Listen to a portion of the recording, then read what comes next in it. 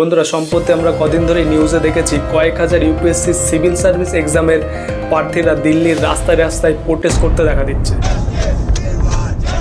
আর তাদের এই প্রতিবাদ কোনো অবৈতনিক নয়। তাদের এই প্রতিবাদের কারণ জানলে আপনারও বুক কেঁপে উঠবে। বন্ধুরা, 27শে জুলাই শনিবার দিল্লির পুরনো রাজেন্দ্রনগরে রাউস আইএএস স্টাডি সার্কেলের বেসমেন্টের লাইব্রেরি সন্ধ্যা মোটামুটি 6:30। দুদিন ধরে চলা বৃষ্টির জন্য সেন্টারের বাইরে রাস্তায় অনেক জল জমে যায়। প্রায় 20 জন পরীক্ষার্থী লাইব্রেরিতে পড়ছিল। আর তখন সেন্টারের বাইরের রাস্তা দিয়ে একটি এসইউভি যায়। আর এসইউভি যাওয়ার পর স্থির জল গতিতে সেন্টারের লোহার গেটে ধাক্কা মারতেই জলের প্রেসারে লোহার গেট ভেঙে যায়। আর জল তেজ গতিতে ভেতরে ঢুকে বেসমেন্ট ভর্তি হতে থাকে। হঠাৎ এত জলের জন্য বেসমেন্টের লাইব্রেরির বাইরে লাগানো বায়োমেট্রিক সিস্টেমও ফেল হয়ে যায়। আর সমস্ত পরীক্ষার্থী ওখানেই আটকে যায়। আর দেখতে দেখতেই বেসমেন্টের 8 থেকে 10 ফিট জলে ভর্তি হয়ে যায়। আর 10-15 মিনিট পর পুলিশকে মেসেজ করা হয় এবং 15 মিনিট পর পুলিশ সেখানে পৌঁছায়। এমসিডি আর এনডিআরএফ এর টিমও সেখানে পৌঁছায়। এরপর সেখানে ঘন্টা ধরে অপারেশন চলে। আর প্রায় রাত 1টা নাগাদ খবর পাওয়া যায় যে এই ঘটনায় 3 জন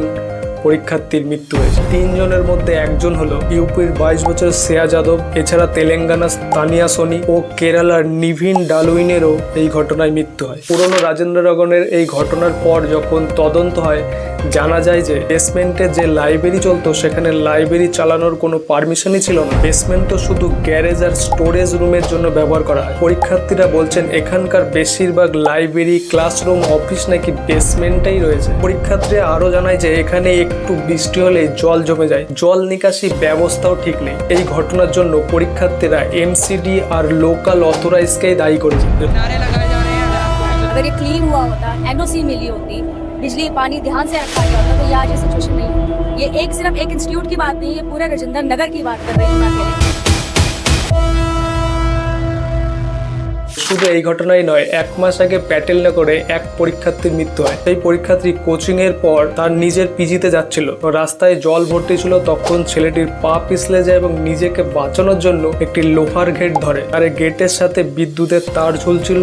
আর যখনই ছেলেটি গেটটিকে ধরে তখনই বিদ্যুৎ শক লেগে ছেলেটির মৃত্যু হয়। আর শুধু তাই নয়, আগের বছর মুখার্জিনগরে বিল্ডিং এ আগুন লাগার ঘটনাও আমরা দেখেছি। ছাত্ররা স্বপ্ন নিয়ে দিল্লিতে আসছে ইউপিএসসি সিভিল সার্ভিস এক্সামের প্রিপারেশন নিতে, কিন্তু সেখানে এসে স্বপ্ন দেখার মানুষটি থাকছে না। দিল্লির মুখার্জিনগর, রাজেন্দ্রনগর, লক্ষ্মীনগর এগুলো একটি জানামানা নাম, যেখানে বড় বড় কোচিং সেন্টারগুলো অবস্থিত। দেশের সারা জায়গার থেকে এখানে ইউপিএসসি প্রিপারেশনের জন্য ছাত্ররা আসে। তারা 2 থেকে 2.5 লাখ টাকা কোচিং এর ফিস তো দিচ্ছে, কিন্তু তাদের কোনো সেফটি থাকছে না। যারা জানেন না ইউপিএসসি কি, তার আগে ছোট্ট করে একটু ইউপিএসসি সম্বন্ধে জেনে নিন। ইউপিএসসির ফুল ফর্ম হলো union public service commission. UPSC একটি সাংবিধানিক সংস্থা যা ভারতীয় সংবিধানে 315 নং অনুচ্ছেদ থেকে 323 নং অনুচ্ছেদে বর্ণিত রয়েছে। ইউপিএসসি শুধুমাত্র একটি বডি যা সিভিল সার্ভিস পরীক্ষার অল ইন্ডিয়া সার্ভিস এবং সেন্ট্রাল সিভিল সার্ভিস গ্রুপ এ এবং বি এর এক্সামগুলি কন্ডাক্ট করে। অল ইন্ডিয়া সার্ভিসের মধ্যে যেমন আইএএস, আইপিএস আর সেন্ট্রাল সার্ভিসের মধ্যে গ্রুপ এ আর বি এর এই সার্ভিস পোস্টগুলো রয়েছে। আর যদি ইউপিএসসির ইতিহাস দেখেন, মোটামুটি ইউপিএসসি শুরু হয় 1757 সালে পলাশী যুদ্ধের পর। বাংলা, বিহার, উড়িষ্যার রেভিনিউ কালেক্ট করার জন্য অ্যাডমিনিস্ট্রেটিভ সেটআপের জন্য কোভিনেন্টেড সিভিল সার্ভিস শুরু করা হয়। এরপর 1853 সাল থেকে এই নিয়োগের জন্য কম্পিটিটিভ এক্সাম শুরু করা হয়। তবে তখন পরীক্ষা লন্ডনে নেওয়া হতো। 1853 থেকে 1922 সাল পর্যন্ত এই এক্সাম লন্ডনেই হতো। তো 1922 সাল থেকে ফাইনালি ভারতে সিভিল সার্ভিস এক্সাম হতে শুরু করে এবং 1926 1 অক্টোবর রস বার্কারের সভাপতিত্বে প্রথম পাবলিক সার্ভিস কমিশন প্রতিষ্ঠিত হয় ভারতে এবং স্বাধীনতার পর এর নাম হয় ইউনিয়ন পাবলিক সার্ভিস কমিশন।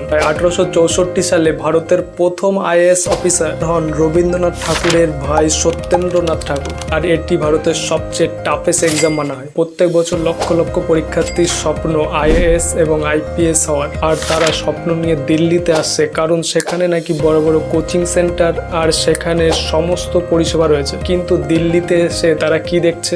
8-10 হাজার টাকায় মিলছে ছোট ছোট ঘর, ঠিক মতো থাকারও পরিবেশ নেই। তাতে ইলেকট্রিক বিল দিতে হয় চড়া দামে, তার উপর জল খরচ, খাওয়া খরচ, লাইব্রেরি খরচ, তার উপর তো থাকছেই মোটা টাকার কোচিং খরচ। আর এত খরচের পরও তাদের কোনো সেফটি থাকছে না। 2 দিন পর পরই ঘটছে এরকম ঘটনা।